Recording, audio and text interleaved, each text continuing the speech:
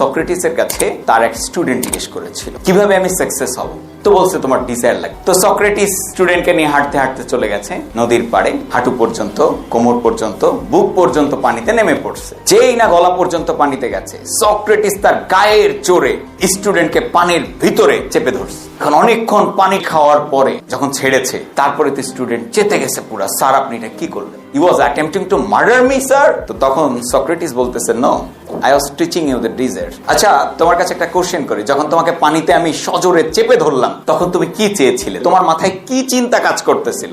তখন স্টুডেন্ট বলল, আমার মাথায় একটি চিন্তায় কাজ করতেছিল, সেটা হচ্ছে কিভাবে আমি একটু অক্সিজেন নিব। বলে, আর কোনো কিছু তোমার মা, বাবা, ভাই, বোন, কোনো কিছু তোমার মনে ছিল কিনা? বলে, না, আমার একটা জিনিসই মনে ছিল, আর সেটি হচ্ছে আমাকে উপরে উঠতে হবে, আমার সর্বোচ্চ শক্তি আমি প্রয়োগ করেছি।